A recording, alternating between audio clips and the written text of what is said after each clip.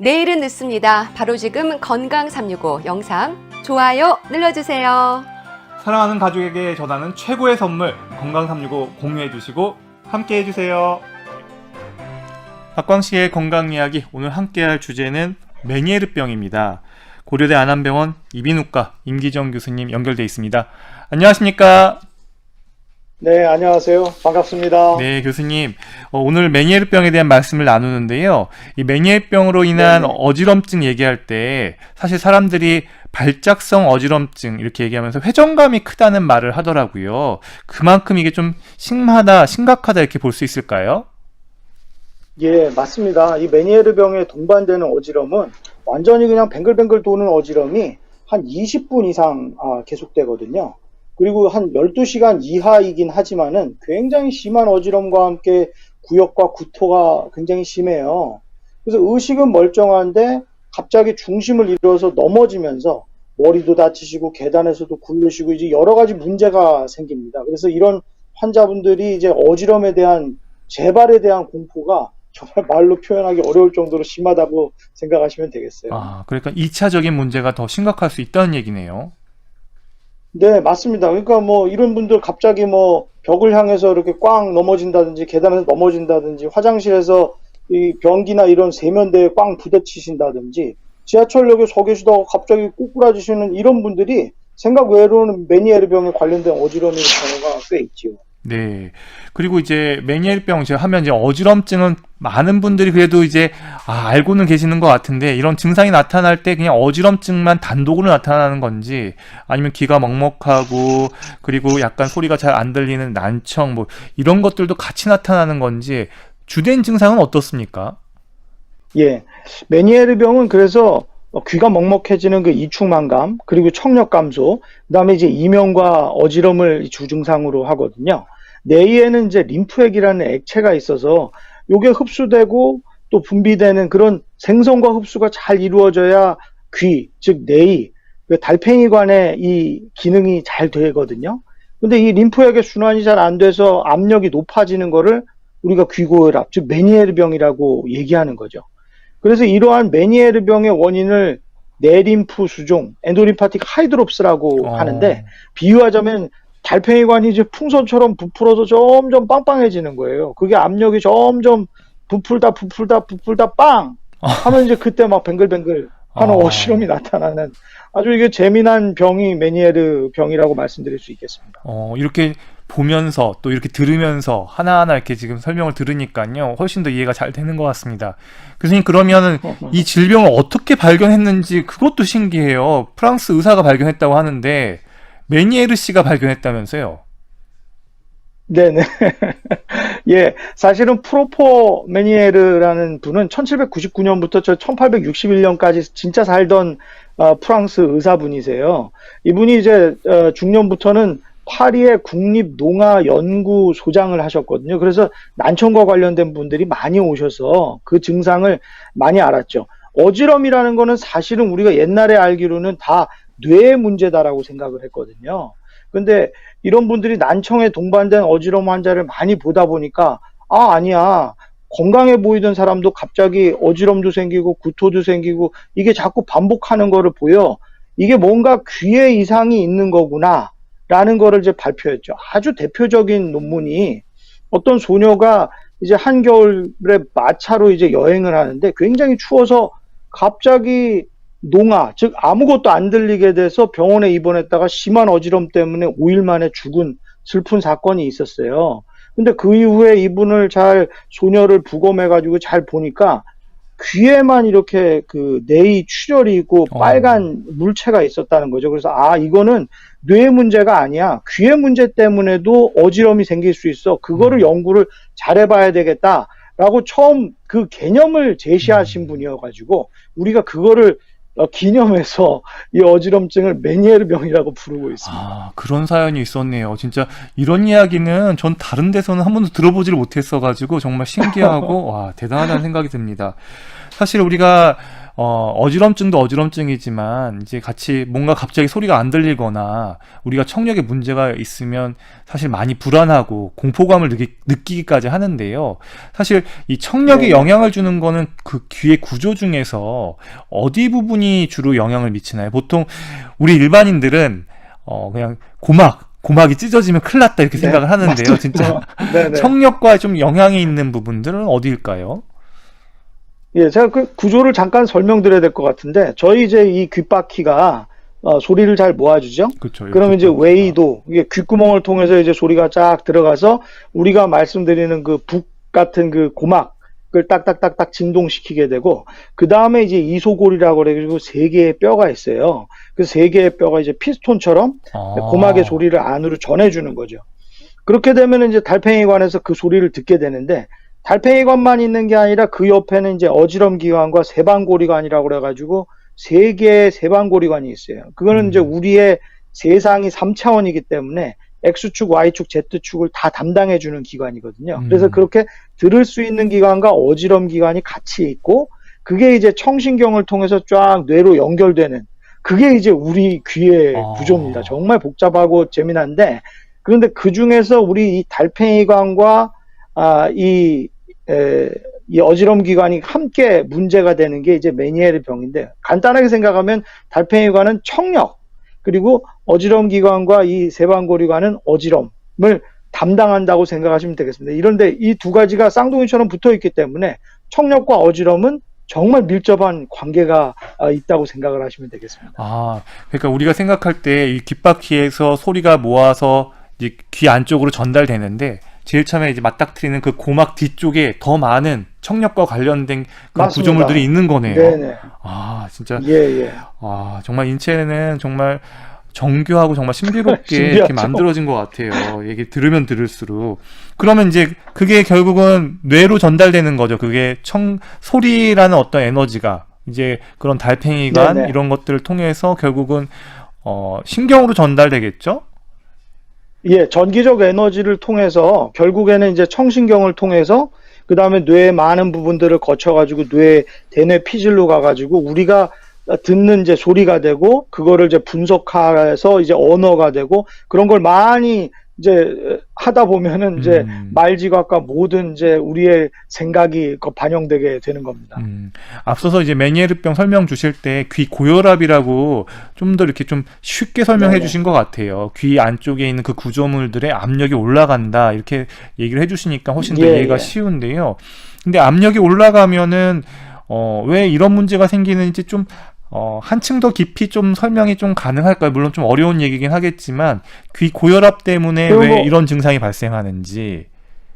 그렇죠. 이제 달팽이관이 좀 부풀 때마다 그 증상이 달라지는데, 달팽이관이 처음에 이제 압력이 걸려서 이렇게 쭉 부풀면 청력이 떨어져요. 귀가 먹먹합니다.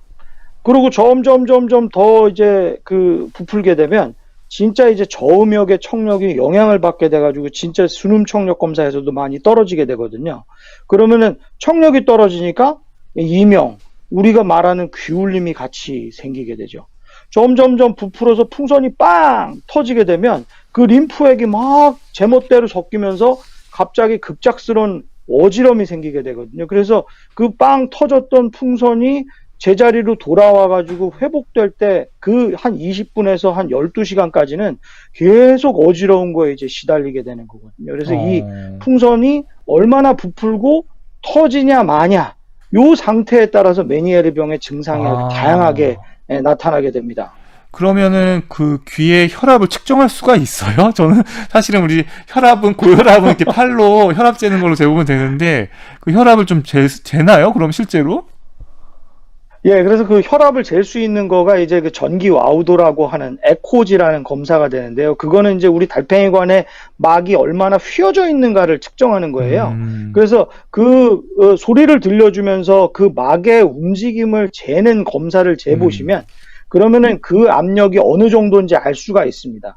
대개는 한 0.2에서 0.3, 그 뒤까지는 한 정상이라고 얘기를 하거든요. 근데 0.3이 넘는다. 0.3, 0.45, 0.4가 넘는 그런 압력이면, 그럼 우리가 귀에 고혈압이 있다, 내림프 수종이 있다, 메니에르 병의 소인이 될 수가 있겠구나, 라고 이제 말씀드릴 수가 있고 그렇게 실제적으로 측정을 합니다. 그러니까 확실히 그 귀 내 압력이 올라가면 올라갈수록 증상도 심해지는 게 비례한다. 이렇게는 볼 수 있는 거네요. 예, 맞습니다. 그래서 좀 그런 증상이, 메니에르병의 증상이 있더라도 압력이 조금 낮으시면 약을 조금 덜 드신다든가 그 기간을 좀 덜 할 수 있고요. 근데 그게 압력이 매우 높거나 안 좋으시면 그러면 이제 약도 장기로 드시게 되고 또 어지럼의 소인이 많아지기 때문에 어지럼 비상약이나 어지럼 약한 약 이런 다양한 어지럼 약을 가지고 그때 시시각각 변하는 어지럼의 강도에 따라서도 또 대처하게끔 의사 선생님들이 그런 약을 쓰는 그런 어떤 그 힌트가 되기도 합니다. 그런 바탕에서 이 귀를 압력을 재는 거, 그러니까 전기 와우도 검사나 이런 것이 중요하다고 말씀드릴 수 있겠어요. 그러니까 지금 메니에르병은 귀의 압력하고 상당히 밀접하다. 이거 하나는 좀 기억해 두면 이제 우리가 조금 더 이제 앞으로 이야기하는 데 있어서 좀 도움이 될 것 같다는 생각이 들고요. 하나 저 갑자기 얘기를 맞습니다. 들으면서 궁금한 거는 이 귀의 압력이 부풀어 오르는 상황이 이 본인 자신의 어떤 인체에 어떤 문제가 있을 수도 있지만 외부적 환경, 예를 들어서 본인이 사는 지대가 너무 높대던가 아니면 고지대에 산다거나 뭐 이런 영향도 있을까요? 귀의 압력이 올라가는 어떤 그 지형에 따라서 각 나라별로 조금 유병률도 다르고 그렇지 않을까라는 궁금증이 들어서 불쑥 한번 질문 드려봅니다. 그게 사실은 조금 이제 본인들이 헷갈려 하시는 분인데 이 귀가 멍멍하다고 하면은 감기가 걸려서 귀에 물이 찼다거나 아니면 비행기를 탔을 때 맞아요. 이 이관에 따른 압력 변화 때문에 생겼다고 생각하시거든요. 근데 이거는 그게 아니라 내이 완전 안쪽에 있는 달팽이관의 압력이 증가한 거기 때문에 그것과는 사뭇 다릅니다. 그래서 이제 고막을 보면은 정상인데도 이런 증상이 있는 거거든요.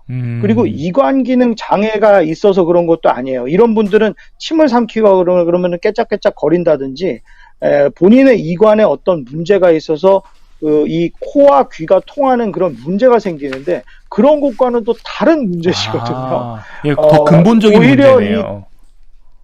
뇌의 압력은 결국엔 우리 체내의 나트륨 소금이 축적되는 그런 과정의 일환으로 보는 것이 더 판단하는 데 좋을 것 같습니다. 그러니까 방금 이렇게 소금의 축적, 그러니까 나트륨의 축적이 결국은 부풀어 오르게 한다. 이렇게 볼 수 있는 거라는 맞습니다. 거죠. 그럼 그게 가장 큰 거죠. 그럼 우리 체내에 나트륨이 축적되는, 그러니까 말하자면 이런 상황들은 사실은 어떤 경우일까요? 이 귀 내이에도 이게 좀 나트륨이 많아지는 상황, 이런 것들은 어떤 위험 요인들로 볼 수 있을까요?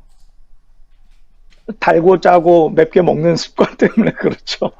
사실은 현대에 이 무분별한 그 용질 섭취랑 관련이 많다고 생각해요.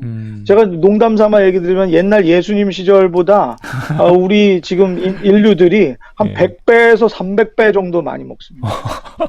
그리고 사실 대항해 시대 때 설탕도 대중화가 됐고요. 그 다음에 커피, 그 다음에 MSG, 맛소금 뭐 이런 여러 합성착향료나 색소나 그 다음에 이런 것들이 발견된 지 100년 이내거든요. 그러니까 너무나 많은 체내가 흡수하거나 이 처리할 수 있는 한계보다 더 많은 용질, 솔루트를 많이 먹는 게 굉장히 문제가 된다고 생각합니다. 특히 소금, 설탕이 문제입니다. 그래서 제가 뭐 소금, 설탕, 단 거, 짠 거, 매운 거, 국물, 나트륨, MSG, 맛소금, 조미료, 색소, 합성착용, 인공용질 완전 환자분들한테 무슨 랩하듯이 맨날 말씀을 드리는데 이런 거를 과도하게 섭취하는 거랑 정말 연관이 많다고 생각합니다. 그래서 이 메니에르병의 치료 자체가 이런 거를 적절히 제한하시는 거, 그거 조금 덜 먹기 하는 것부터 시작하시는 게 이제 주로 하는 치료의 가장 중요한 포커스가 되겠습니다. 선생님, 진짜 임상에서 환자분들 보시면 덜 짜게 먹으면 확실히 메니에르병이 좀 증상이 좋아져요? 그럼요. 참, 단 거, 짠 거, 매운 거, 국물 이런 것도 많이 조정하시고, 또 그런 것과 더불어서 우리가 이제 이뇨제라고 그래가지고, 이제 나트륨 소금기를 빼는 약들을 이제 주로 쓰거든요. 그리고 이제 본인이 이제 너무 인공적인 걸 많이 드신다고 다 생각을 하세요. 전부 다 아시고 계십니다. 그래서 그런 거를 이제 조절하게끔 하시면 자연적으로 다이어트도 되고 얼마나 좋습니까? 근데 참 이런 음식을 조절하는 게 정말 어려운 일이에요. 그래서 여러 번 우리가 각오를 하지 않으면 정말 힘듭니다. 상대적으로 고혈압 환자분들은 메니에르병에 걸릴 가능성이 좀 낮겠네요. 왜냐면 항고혈압제를 드시고 계시니까. 네, 아닌가요? 근데 뭐 사실은 고혈압, 당뇨 있는 분들이 아, 너무나 그런 거를 이제 남용하셔가지고 생긴 조절이 잘 안 부분이 있기 되는 때문에 부분이 있기 때문에. 예, 사실은 아직적으로 과학적으로는 크게 증명은 잘 안 됐지만 저는 개인적으로는 이런 고혈압, 당뇨, 메니에르병 이런 세 가지 이런 것들이 다 거의 똑같다고 생각하거든요. 아, 현대의 그런 무분별한 용질 사용이 그런 것들을 조금 높이지 않는가, 그리고 연관성을 생기게 하지 않나, 그런 생각을 굉장히 많이 하고 있습니다. 그래서 그런 걸 함께 조절하시게끔 많이 좀 말씀을 드리고 있습니다. 아니, 현대를 살아가면서 얼마나 맛있는 게 많아요. 그런데 그 아, 용질이라고 표현하셨지만 조미료나 뭐 설탕, 소금, 뭐 여러 가지 각종 네. 조미료를 안 넣고서 싱겁게 먹기란 참 쉽지 않을 것 같은데 그래도 메니에르병에 있어서 예방에 있어서는 중요하다 이렇게 얘기를 해주셨고요. 그러면 이제 네, 메니에르병으로 맞습니다. 인한 증상 중 하나가 또 난청이라고 그랬어요. 그러면 난청 네네. 왜 아까 부풀어 오르면서 이제 영역이 이제 난청의 그 영역들이 시작된다 그랬는데 한번 이 부분들을 한번 더 정리해 주시면 좋을 것 같아요. 메니에르병하고 예, 사실은 난청. 정말 예, 메니에르병에서 나타나는 난청이 굉장히 특이합니다. 왜냐하면 대개의 난청, 즉 우리가 소리가 안 들린다는 건 고음이 먼저 떨어지는 경우가 많거든요. 근데 이거는 남자들 음색, 베이스, 그러니까 저주파의 음역만 떨어지는 그런 특징을 보여요. 네. 그래서 200Hz 이하의 저음역에서 두 군데 이상 청력이 30dB, 한 30% 이상 떨어지면 아, 이거 메니에르병, 즉 귀 압력이 증가하는 내림프 수종과 뭔가 연관이 있구나라고 생각을 할 수가 있겠습니다. 그러면 이제 반대로 고음역에서 먼저 난청이 시작되는 일은 없나요?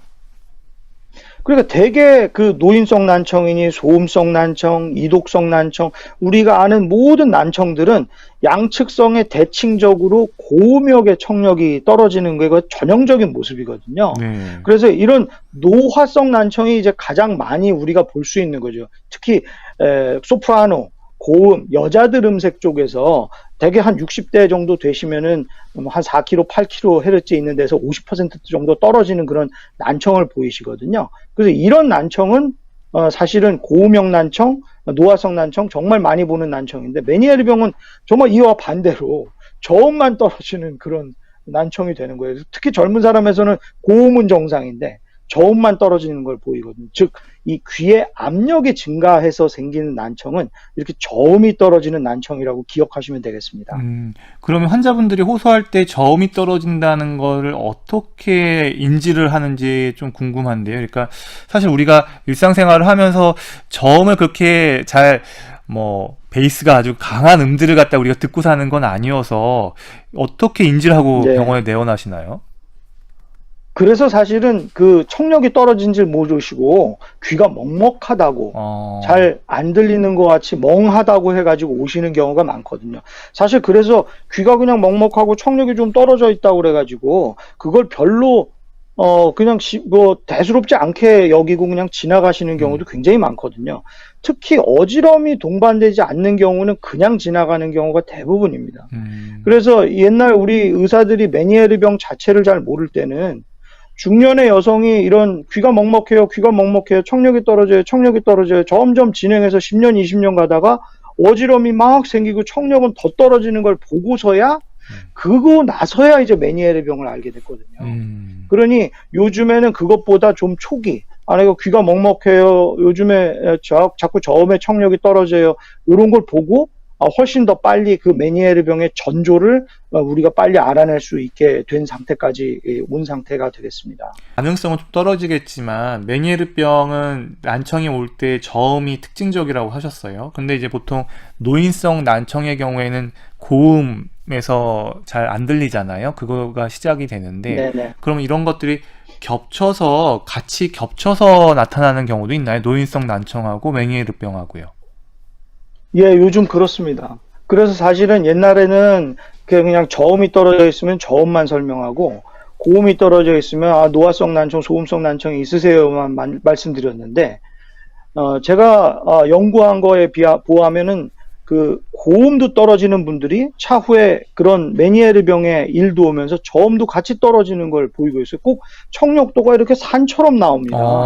이런 분들은 그러니까 고음도 망가지시고 저음도 망가지는 그런 모습을 많이 보이거든요. 이런 분들은 또 메니에르 병으로 가는 경우도 더 많으시고 예후도 더 안 좋으셔요. 그래서 더 강력하게 치료를 해야 될 필요성을 느끼거든요.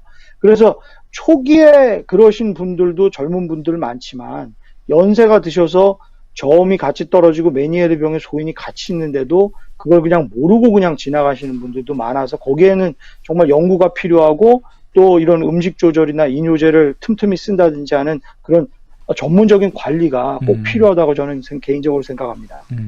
그러면 이제 메니에르병이 올 때 사실 귀도 하나만 있는 게 아니라 양쪽 두 개가 있기 때문에 양쪽이 같이 오는지 네네. 아니면은 뭐 한쪽만 먼저 오고 순차적으로 나중에 결국 다 오게 되는지 이런 것도 좀 궁금한데요. 예, 사실은 귀 압력은 양쪽으로 다 걸리지 않겠습니까? 그러니 뭐 양쪽으로 올 소인이 분명히 있는 거죠. 하지만은 이제 일단 약한 쪽으로 먼저 오시는 분들이 더 많고 일측성으로 오는 분들이 한 85% 정도 되고요. 대개 전체 메니에르 병의 한 15% 정도가 양측으로 해서 양측의 청력도 떨어지면서 어지럼이 아주 심한 그런 거를 보이시게 되거든요. 근데 이제 우리가 어지럼을 조절할 때는 그 주로 안 좋은 귀 쪽이 있거든요. 그래서 그쪽에 좀 집중을 해서 치료하는 그런 방향으로 나가고 있는데 전체의 한 15% 정도는 양측성으로 오신다는 거를 좀 말씀드립니다. 사실 이제 귀 어지럼증과 관련해서 또 그리고 난청과 관련해서는 이제 많은 분들이 이제 미디어에서 얘기도 많이 하고 해서 그래도 많이 익숙해졌어요. 근데 이제 그 증상 이면에 그 증상보다 하나 더 들어가서 진단명을 얘기하기 시작하면 이제 거기서부터는 많이 어렵더라고요. 왜냐하면 감별해야 될 질환들이 메니에르병도 있고요. 그 다음에 이석증도 있고요. 또 메니에르 말고 또 예. BPPV라고 하나요? 그거 제가 잘 정확하게 지금 그게 이석증이죠. 그게 이석증인가요? 지금 네네. 저도 헷갈리네요. 예. 그러니까 이제 그 다음으로 네네. 넘어가면 이제 거기부터는 어렵더라고요. 그래서 이것들을 갖다가 의사 선생님들은 구분하는 이유가 어떻게 구분을 하고 그래서 그러면 환자분들한테는 이게 어떤 건 치료가 되고 어떤 건 만성이고 어떤 거는 그냥 좀 가볍고 어떤 건 좀 중한 건지 이런 것들을 조금 들어도 이게 어렵더라고요. 좀 이게 좀 간단하게 정리가 될 수 그렇죠. 있을까요? 예. 예. 그 좀 간단하게 정리될 수 있는데 사실은 이비인후과 어지럼의 3대 마왕이 이석증, 아까 말씀드린 BPPV, 그 다음에 메니에르병. 그래서 어려우니까 이제 귀고혈압이라고 설명드리고, 그 다음에 이제 전정신경염. 이게 세 맞다. 가지가. 전정신경염이었군요. 예. 근데 이제 이 BPPV, 즉, 이석증 같은 경우는 아침에 일어나자마자 막 갑자기 돌고 토하고, 즉, 세반고리관에 이 불순물, 이석이 생기면서 어지러운 증상을 말씀드리는 거거든요. 그래서 이거는 어지럼이 길어봤자 한 5분, 10분밖에 안 돼요. 그러고는 가만히 계시면은 또 좋아지다가 움직이면은 또 그렇게 어지럽습니다. 그러니까 그런 동작에 관련된 거기 때문에 이런 경우는 이석을 뺄 수 있는 그런 어떤 동작 치료, 자세 변화 치료를 통해서 운동을 통해서 그걸 뺄 수가 있거든요. 네. 그래서 그걸 뺄 수 있는 걸 알고 그 다음에 어지럼 약에 대해서 좀 아시면 이석증은 아주 쉽게 극복이 됩니다. 이석증이 제일 많아요. 뭐 거의 전체 어지럼의 반 이상이 이석증이라고 생각하시면 됩니다. 그러니까 굉장히 흔한 병이기 때문에 그건 뭐 꼭 아셔야 될 것 같고. 그 다음에 이제 메니에르병, 즉 귀고혈압이 이 음식과 관련됐다고 얘기 드렸잖아요. 맞아요. 그러니까 이건 점점 늘어나고 있는 거죠. 아까 얘기 드렸듯이 어지럼이 20분에서 한 12시간이에요. 그러니까 상당히 중기의 어지럼인 거죠. 네. 그러니까 그 정도의 어지럼이 생기고 아주 심하고 반복적이고 청력 변화가 생긴다는 것이 완전 다릅니다. 예, 그런 이제 특징이. 그러니까 이석증 있을 때는 청력 변화가 없었다는 거죠. 이석증일 때는 청력 변화가 그렇죠. 없는 거죠. 청력에는 전혀 문제가 없는 거죠. 하지만은 메니에르병은 그 어지럼의 기간도 길고 그 다음에 그 청력 변화가 생긴다는 점에서 아주 다릅니다. 이 전정신경염은 우리 안면신경 마비랑 똑같다고 보시면 되겠어요. 안면신경 마비, 그 다음에 눈도 갑자기 머는 이런 안염 같은 것도 있는데 그런 거랑 비슷해서 어떤 신경염의 계통이거든요. 그래서 감기가 있거나 아니면은 피곤하거나 이 다음에 생기는 그런 병이에요. 그리고 이거는 며칠 동안 계속 어지럽습니다. 아무리 해도 계속 어지러워서 결국에는 이제 입원하시는 경우가 많거든요. 그래서 이렇게 기간이 다르다. 이석증은 뭐 한 1분, 2분, 3분. 그 다음에 이제 메니에르 병은 한 20분 이상 12시간. 그 다음에 전정신경염은 굉장히 장기간 어려운 평생 한두 번 걸릴까 말까 한 중환병으로 생각하셔서 요 어지럼을 나누신다면 그러면은 좀 쉽게 개념이 오실 걸로 생각됩니다. 제가 지금까지 들은 설명 중에 가장 감명하고 진짜 알기 쉬웠던 것 같습니다. 교수님, 그러면 일단은 이제 우리가 오늘 주제는 그 중에서도 메니에르 병이니까요. 이 메니에르 병에 대한 이야기를 계속 더 나눠보면요. 결국은 지속 시간에 대한 것만 봐도 좀 차이가 있고, 그런데 아울러서 이명도 같이 설명을 해주셨단 말이에요. 이명은 어떻습니까? 예. 사실은 이 청각이 망가진 곳에 이명이 있습니다. 난청이 있는 곳에 귀울림이 있는 거거든요. 그래서 우리 TV 라디오 기판이 망가지면은 자꾸 찌직찌직거리고 자동차가 오래되면은 약간 잡음이 나는 것처럼 신경이 망가지고 신경이 노화가 일어나면 거기서 잡음이 나타나는 거죠. 그러니까 소리가 들어오면 딱 반응하고 소리가 들어오면 딱 반응하는 게 아니라 소리 자극이 없어도 막 지멋대로 자꾸 소리를 내고 비정상적으로 반응을 하는 거예요. 그거를 우리가 이명 귀울림이라고 얘기를 하는 겁니다. 그러니까 보통 연세 있는 분들 자꾸 찌삐ጡ 하는 소리가 계속 귀에서 들리는 것이 이명이거든요. 메니에르 병도 마찬가지입니다. 이 저주파수에 난청이 생기기 때문에 난청이 심했을 때 거기와 연관된 신경의 비정상적인 반응, 즉 이명, 귀울림이 나타난다고 이해하시면 되겠습니다. 그러면은 또 다른 증상도 있을까요? 또 메스껍거나 아니면 머리가 아프다거나 이런 또 심지어 이 설사 증세를 보일 수도 있다고 들었는데요.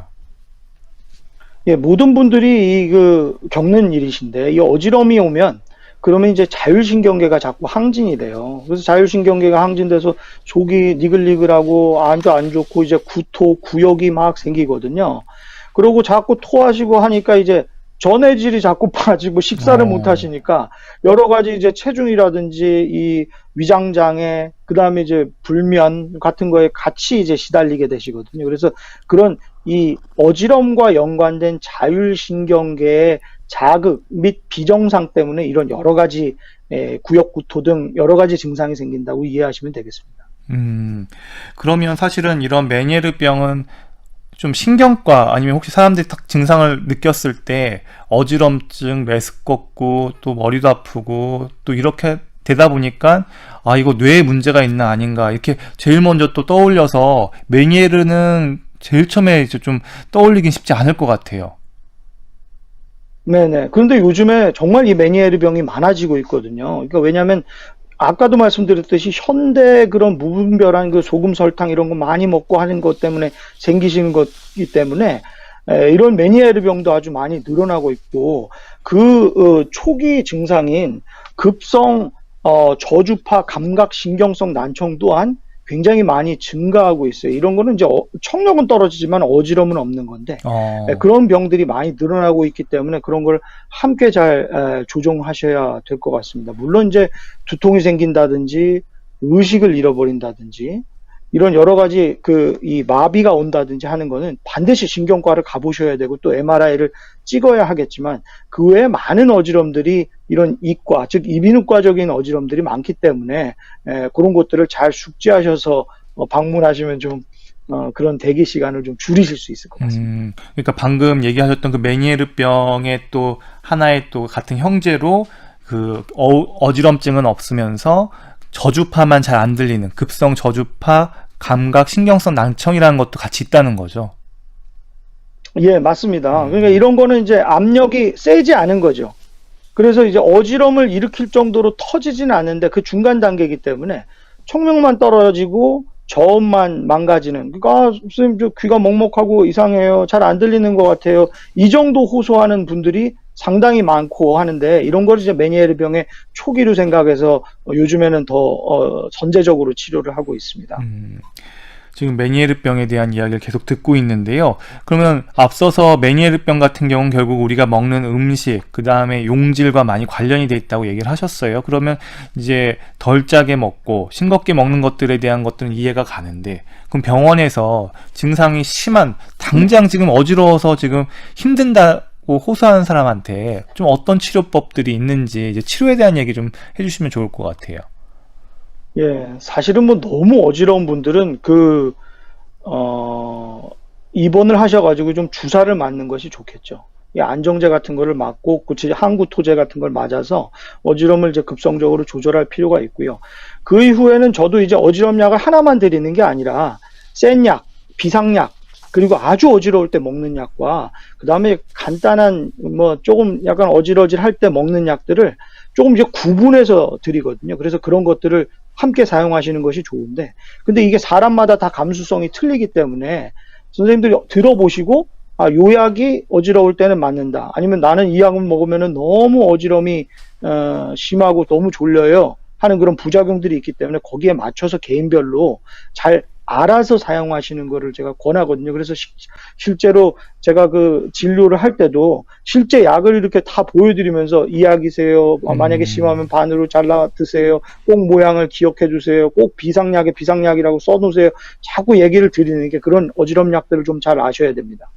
그리고 이제 가장 중요한 치료가 이뇨제라고, 그거는 이제 그 소변으로 우리 나트륨 그리고 소금기 이런 거를 이제 배출하도록 도와주는 약이거든요. 그래서 이런 거를 드시기도 하고, 너무 심한 분들은 마시는 이 이뇨제를 함께 복용하시기도 합니다. 그리고 이제 청력이 너무 많이 떨어지신 분들도 있어요. 이런 청력이 많이 떨어지신 분들은 이 청력을 돌리기 위해서 스테로이드를 사용하는 경우도 있거든요. 그래서 스테로이드도 용량별도 굉장히 많고, 또 당뇨가 있는 분들은 또 줄여서 사용하셔야 되기 때문에 꼭 그거는 이제 의사 선생님과 상의를 하셔야 됩니다. 하지만은 이 메니에르병이든 이런 것들이 다 이뇨제나 스테로이드, 어지럼 약들을 적절히 사용하는 경우에는 초기 치료율이 80% 이상 아주 좋으니까요. 그런 거를 잘 상의하셔서 그런 약들을 아주 현명하게 본인에 맞게끔 사용하는 그런 지혜가 필요하리라고 생각됩니다. 그러니까 귀의 압력을 떨어뜨려주는 이뇨제 사용이 이제 치료에 있어서 도움이 될 수 있다, 이렇게 얘기를 해주셨고, 스테로이드도 잠깐 언급을 하셨는데요. 이게 염증성 질환은 아닐 텐데 스테로이드가 효과가 있나요?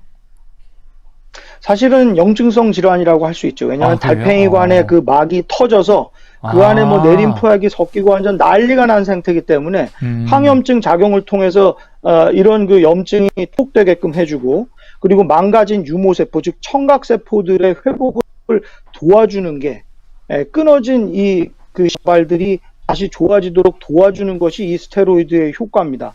단 스테로이드가 여러 가지 부작용이 당연히 있기 때문에, 당을 많이 올리고 속도 쓰리고 여러 가지 부작용이 있기 때문에 대개는 짧게는 5일, 길게는 한 2주 정도만 그렇게 쓰는 경우가 많고요. 스테로이드를 못 쓰는 분들은, 요즘에 이비인후과 선생님들은 스테로이드 액을 이 귀, 고막을 통해서 또 주사하는 요법도 잘 쓰시거든요. 그래서 그런 부분들을 선택하실 때 선생님들과 잘 사용법을 의논하셔서 결정하시는 것이 현명한 방법이 되겠습니다. 그럼 조금 더 단도직입적으로 여쭤볼게요. 그럼 메니에르병을 진단받은 분들은 그래도 치료에 대한 분명히 효과나 그리고 만족도, 이런 것들이 분명히 올라갑니까? 당연하죠. 예. 특히 요즘에는 이제 메니에르 병에 시달리는 분들보다 아까 말씀드린 그 초기 급성 저음역 난청 있는 분들이 굉장히 많아요. 그래서 그런 분들의 경우에는 조기에 조절하면 이 메니에르 병으로 자꾸 이행되는 것을 향후에는 막을 수 있으리라고 봅니다. 그래서 그런 쪽으로 의사 선생님들이 더 관심을 가지고 조기에 치료하고 식이요법에 대해서 굉장히 강조하셔가지고 좀 이런 운동을 하시면 훨씬 차후에는 메니에르 병을 줄일 수 있다고 개인적으로 생각합니다. 그러니까 지금 사실 본질인 그 메니에르병이 본질이긴 하지만 그걸 예방하기 위해서는 어쩌면 메니에르병의 전 단계 같은 거네. 그 급성 저음성 난청 이 영역대에서 좀 관심을 갖고, 특히 중년에 계신 분들이 이런 부분들에 대해서 좀 미리 선제적으로 인지하고 아니면 검사를 받거나 통해서 좀 치료를 받는 게 중요하겠다는 생각이 드는데요. 네, 그렇죠. 우리 옛날 같은 경우는 귀가 먹먹하세요. 그럼, 네, 저 물 찼으니까 고막 귀에 물 빼시면 되고, 감기 치료하세요. 사실 의사 선생님들, 80%, 90%는 그렇게 얘기하셨단 말이죠. 근데 요즘에는 그런 감기 걸려서 귀에 물 차는 분이 많지 않아요. 염증은 우리가 아주, 한국이, 대한민국이 아주 잘 조절하고 있거든요. 오히려 너무 많이 드시고, 너무 많이 조절이 안 돼서 생기는 귀고혈압이 훨씬 많아져서 귀멍멍하다 그러면 요즘에 의사들은 8, 90% 귀고혈압, 메니에르병 전조가 있으시네요. 이렇게 얘기한다는 거죠. 이게 세상이 변했습니다. 그러니까 지금 이 방송을 들으시는 분들도 그러니까 본인이 좀 중저음을 잘 듣고 있는지, 잘 이게 들리는지 이런 것들도 조금 이렇게 좀 체크해 보는 게 중요하겠다 이렇게 말할 수는 있는 거죠. 네, 맞습니다. 이거 멍멍하다고 생각하고 귀가 갑자기 좀 안 들리고 청력이 좀 이상하다, 전화 소리가 약간 이상하다 하면 반드시 이비인후과에 오셔서 정확한 청력 검사를 받아보시는 걸 꼭 권합니다. 교수님, 그러면 이 메니에르병 지금 현재 이 치료를 위해서 약물적 요법에 대해서는 들어봤는데 뭐 주사를 넣기도 하고 수술적인 요법은 네네. 없습니까? 예, 사실은 수술적인 요법이 있는데요. 그건 이제 내림fun항 수술이라고 해서 우리가 정말 그 달팽이관을 조절하고 있는 그 압력, 그 저수지, 그 주머니를 아예 그냥 뼈를 까가지고 그걸 이제 풀어주는 거죠. 예. 압력이 더 뼈에 눌려가지고 이제 조절 안 되는 걸 완전히 이제 풀어주는 수술이 되거든요. 그러니까 그거는 이제 귀 뒤를 열고 귀 뒤에 있는 이제 뼈를 좀 갈아야 수술이 가능한 거거든요. 그래서 이거는 좀 어지럼이 조절이 안 되는데 도저히 못 살겠는데 이제 청력은 정상인 분들에서 필요에 따라서만 이제 시행하는 거거든요. 그래서 대체적으로 어지러면은 한 60에서 90% 정도 효과가 있다고 하는데 이제 보고자들보다는 다 치료 결과가 약간씩은 틀려서 필요한 분에게 좀 선택적으로 사용하시는 그런 수술이 좋겠습니다. 교수님께 오는 메니에르병 환자가 100명이라고 하면 치료법을 가장 많이 차지하는 거는 어떤 건지 궁금해요. 생활 습관으로만 이게 되는 분들도 어느 정도 차지하는지 궁금하고요. 예, 대개는 이제 한 95% 이상은 식이요법과 그리고 아침에 반알 정도의 그 이뇨제만 드셔도 충분히 조절이 됩니다. 그런데 이제 그렇지 못한 분들이 대개 이제 어지럼 때문에 생활이 안 되시는 분들이 굉장히 많거든요. 그래서 그 어지럼이 아주 심하신 분들에 따라서 청력이 좋으시면 내림fun낭 수술이나 그런 수술 쪽으로 권하게 되고요. 만약에 청력이 너무 안 좋은데 계속 어지럼이 계속 생기는 경우에는 고실 내에 젠타마이신 주사를 주입하는 그런 주입술이 있습니다. 이 젠타마이신은 선택적으로 이 청각시포 말고 어지럼 세포만 파괴하는 특징이 있어요. 그러니까 비유하자면 이 귀가 어지럼 기능이 딱딱 반응이 되는 게 아니라 고장난 컴퓨터처럼 막 좋았다가 갑자기 죽었다가 막 좋았다가 갑자기 죽었다가 그러니까 좌우의 균형이 전혀 안 맞는 거죠. 그러니 이 고장난 이 어지럼 기관을 젠타마이신을 통해서 완전히 누그러뜨려서 안정화시켜서 아예 어느 정도 일정하게 만드는 거예요. 일명 약간 기능을 완전 죽여버리는 거라고 얘기할 수도 있겠군요. 그래서 그렇게 만들어서 어지럼은 이제 조절하는 거죠. 청각에는 이제 영향을 많이 미치지 않도록 하고요. 그래서 청력에 따라서 어지럼이 아주 심한 분들한테는 이런 거를 이제 권하기도 하는데 그 수는 아까 말씀드린 대로 5% 이하로 아주 적은 숫자를 차지하고 있습니다. 교수님 이야기를 들어보니까요. 매일 이뇨제를 반알씩 먹으면서 생활습관 요법으로 조절할 바에는 젠타마이신 같은 항생제 이런 독성 요법으로 해서 어지럼증 세포만 딱 파괴시키면 훨씬 더 그게 낫지 않나라고 질문하는 분도 있을 것 같은데요.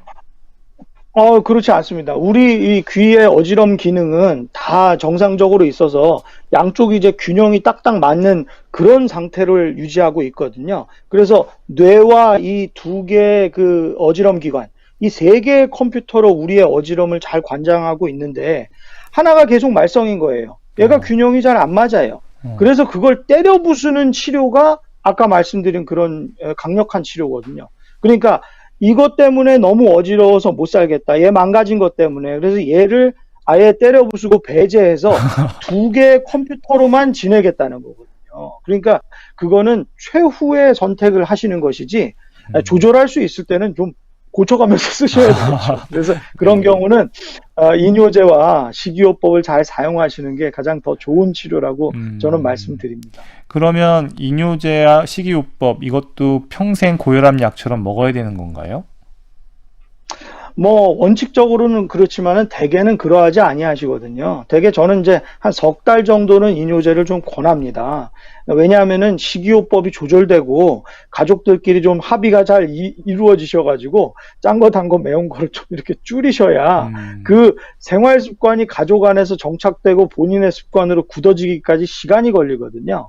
그래서 그렇게 조정하실 때까지는 그렇게 하시고 청력이나 이런 게 다 좋아지시고 어지럼도 좋아지시면 그때는 좀 간헐적으로 드시게 합니다. 그러니까 귀가 멍멍하거나 또 내가 너무 다이어트가 안 돼서 짠 거 단 거 많이 먹고 살이 찐다. 그럴 때는 한 2, 3주 먹으면서 이제 음식 조절, 2, 3주 먹으면서 음식 조절 이런 식으로 이제 간헐적으로 가게 되죠. 그 다음에는 좀 끊으실 수도 있겠습니다. 하지만은 청력이나 이런 어지럼의 추이를 계속 보시면서 이뇨제 그리고 어지럼 약들을 가지고 현명하게 대처하시면 아무리 메니에르 병이 온다 하더라도 잘 조절하시고 건강한 삶의 질을 누릴 수 있다고 생각합니다. 교수님, 그 메니에르병 환자분들 같은 경우는 이 이뇨제에 대한 순응도가 어때요? 이걸 왜 여쭤보냐면 어지럼증에 대한 공포 때문에 오히려 더 잘 드실 것 같기도 하고 아니면 오히려 네네. 어지럼증이 없어서 방심하고 있다가 이렇게 간헐적으로 드시다가 또 아예 그냥 임의로 끊기도 하고 양쪽의 길이 있을 것 같은데 주로 어때요? 예, 제가 참 그래서 석 달 동안 이뇨제 반알 들이면서 100일 기도하는 기분으로 드시라고 하는데 네. 그래서 이제 소변이 좀 나올 수가 있기 때문에 대개 이제 아침에 드시거든요. 저녁에 드시면은 이제 화장실을 밤에 맞아요. 오락가락하게 되시니까요. 그래서 이제 아침에 반알 드시면서 오늘도 음식 조절. 아침에 드시면서 오늘도 음식 조절. 오늘도 이제 짠 거, 단 거, 매운 거 이런 국물, 나트륨 이런 거 좀 조심해야 되겠다 하고 그런 각오하는 시간을 그렇게 한 석 달, 100일 정도 가지시라는 말씀에서 그런 말씀을 드립니다. 그리고 바나나가 도움이 된다 뭐 이런 얘기도 있더라고요. 예, 사실은 이 포타슘이 많이 함유된 그런 물질들이 이제 나트륨을 같이 끌고 나가는 효과들이 있기 때문에 제가 항상 말씀드리는 것이 물 많이 드시라. 그리고 바나나나 뭐 시금치, 아보카도, 버섯 같은 이런 포타슘이 많이 섭취된 그런 야채 위주의 그런 건강한 식단을 잘 구성해서 가족들과 함께 드시는 것이 어떠냐 하고 계속 권유를 드립니다. 네. 사실 이제 저희 시민 여러분들도 궁금한 질문들이 많아서요. 리포터 전수현 씨가 질문들을 받아왔는데 한번 들어보시고 답변 부탁드립니다. 어머니가 네, 한 달 알겠습니다. 전에 이제 판정을 받으셔가지고 저도 놀라고 가족도 놀랐는데 여쭤보니까 약물 치료하면 된다고 하시더라고요. 그래서 근데 약물 치료만으로 이게 완치가 되는 건지 그리고 또 약물로 또 얼마나 오랜 기간 치료를 받으셔야 되는지도 좀 궁금하고 만약에 완치가 될 수 있는 건지 완치가 되는 병인 건지 그리고 완치가 된 이후에 만약에 또 재발할 수도 있는 건지 이런 것도 좀 궁금하고요. 재발한다면 또 어떤 최악의 경우는 어떤 치료를 받아야 되는 건지도 좀 궁금하고. 메니에르는 제대로 관리하지 않으면 청력에 장애를 가져올 수 있다고 제가 들었는데 이 질환을 앓고 있는 친구가 말해줬거든요. 그 친구랑 식사를 하러 가면 짠 음식 때문에 좀 힘들어하고 짠 음식을 못 먹으니까 그리고 저염식으로만 식사를 해야 되니까 그런 것 때문에 좀 곤란한 경우가 몇 번 있던데 근데 청력이랑 저염식이랑 무슨 관계가 있는지 궁금합니다. 어지러워 힘들어 할 땐 주변에서 이석증인 것 같으니 빨리 병원에 가보라고 했는데 막상 가보니까 메니에르라는 진단을 받았거든요. 그리고 지인의 경우는 빈혈로 진단을 받기도 했었는데 너무 헷갈리더라고요. 메니에르의 어지러움, 빈혈의 어지러움 어떻게 다루고 어떻게 차이점이 있는지 궁금해요. 여러 가지 질문을 주셨습니다. 교수님 안녕하세요. 네. 사실은 네, 안녕하세요. 네. 제일 중요한 게 이제 많은 분들이 이게 어지럼증이랑 약간 동반이 되다 보니까 이게 사실은 이석증인 줄 알고 갔더니 메니에르 진단을 좀 받으신 경우.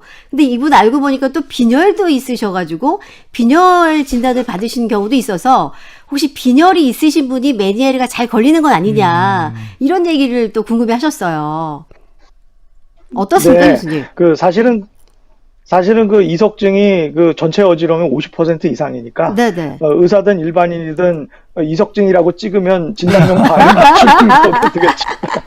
근데 사실은 이석증의 경우는 이제 노화와 많이 관련이 있습니다. 그래서 네. 연세 드신 분이 많이 걸리거든요. 아. 그리고 이제 주무시다가 갑자기 일어나면 그 이석이 움직이기 때문에 되게 특징적으로 아침이나 새벽에 많이 걸리는 경향이 많으세요. 네. 그러니까 이런 거는 좀 젊은 분한테는 안 걸리는 거죠. 아까 질문하신 분 보니까 아주 젊으신 여자분 같은데 그런 경우는 대개는 이제 빈혈이나 체위성 저혈압이 있을 가능성이 많죠. 그러면은 어지럼이 막 뱅글뱅글 도는 어지럼이 아니라 네. 오래 서 있거나 갑자기 이제 일어나거나 할 때 그때 약간 아찔하고 눈앞이 캄캄해지는 그런 어지럼이 오는 겁니다. 즉 네. 피가 눈과 뇌로 공급이 잘 안 되면서 생기는 어지럼.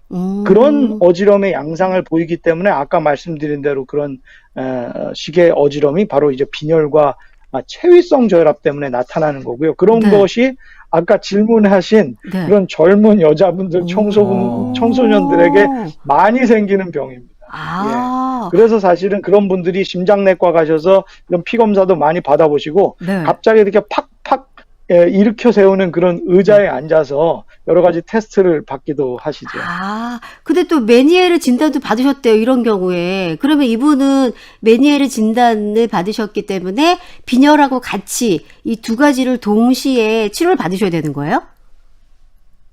그 메니에르병 진단을 받았다는 것이 아마도 이제 젊으신 분 같은 경우는 급성 저음역 난청이라 가지고 저음역의 난청만 있다고 하실 것 같거든요. 그런 경우는 좀 식이요법을 하셔가지고 좀 조절하셔도 굳이 이뇨제를 많이 안 드신다 하더라도 그런 거를 이제 쉽게 조절할 수 있다고 생각이 들고요. 물론 이제 빈혈이 있는 경우는 빈혈의 원인이 뭔지를 또 정확히 좀 따져봐야 됩니다. 그게 정말 철결핍성 빈혈뿐으로 생긴 건지 아니면은 다른 원인이 있는 건지 어디서 피가 새는 무슨 문제가 있는 건 아닌지 그런 거를 종합적으로 좀 따져봐야 되기 때문에 빈혈에 관련된 부분은 조금 더 검사를 해보실 필요가 있을 걸로 생각 들고요. 메니에르병 뭐 청력 검사나 이런 이비인후과에서 잘 진료 받으실 수 있기 때문에 다 치료 방법이 있습니다. 걱정 안 하셔도 됩니다. 아, 그렇군요.